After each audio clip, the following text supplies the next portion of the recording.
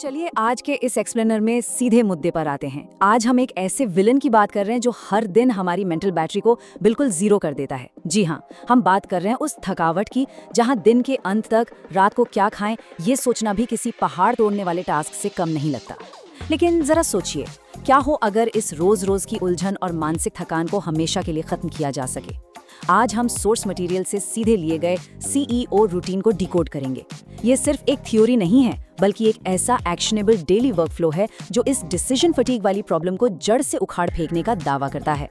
इस ब्लूप्रिंट को पूरी तरह समझने के लिए हम इसे 5 हिस्सों में बांट रहे हैं। सबसे पहले बात करेंगे निर्णय थकान वाले विलन की, फिर CEO ब्लूप्रिंट का खुलासा करेंगे, उसके बाद सुबह का वर्कफ्लो, फिर दोपहर का एग्जीक्यूशन और फोकस, और अंत में देखेंगे कि निर्णय की थकान को हमेशा के लिए कैसे मिटाया जाए। चलिए शुरू करते हैं।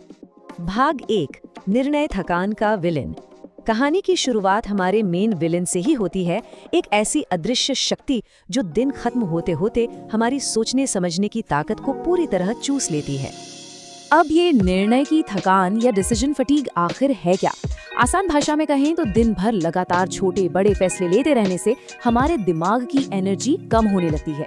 एक अस्त व्यस्त दिन जहां लगातार ये सोचना पड़े कि अब इसके बाद क्या करना है, वो हमारे मेंटल रिसोर्सेज को पूरी तरह निचोड़ देता है, बिल्कुल एक स्मार्टफोन की बैटरी की तरह। यही वजह है कि शाम होते होते अक्सर गलतियां होती हैं या फिर जल्दबाजी में गलत फैसले ले लिए जाते हैं।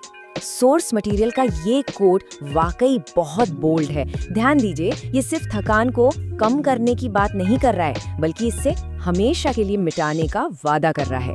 ये एक अल्टीमेट डिफेंस मैकेनिज्म है। तो आखिर ये जादुई तरीका है क्या? भाग 2, CEO ब्लूप्रिंट का खुलासा। प्रॉब्लम से बाहर निकलते हैं और अब सीधे सोल्यूशन की तरफ चलते हैं। हमारा CEO ब्लूप्रिंट। यहाँ इन दोनों के बीच का डिफरेंस बहुत साफ है।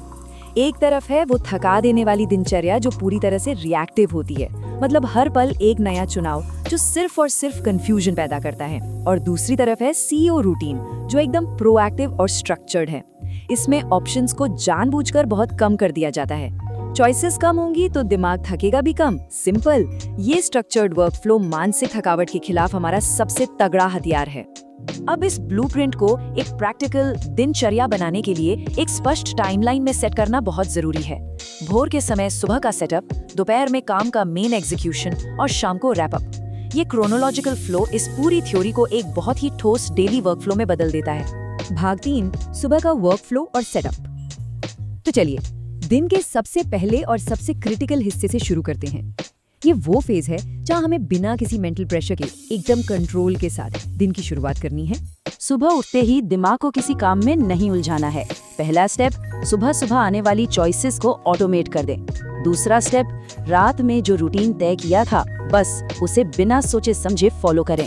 और तीसरा स्टेप, अपनी सुबह की फ्रेश एनर्जी को बचा कर रखें, मतलब फालतू के ऑप्शंस हटाओ और अपनी मेंटल एनर्जी को एक शील्ड की तरह प्रोटेक्ट करो। और ये पॉइंट इस चीज को बहुत अच्छे से समझाता है कि इसे असल जिंदगी में कैसे करना है।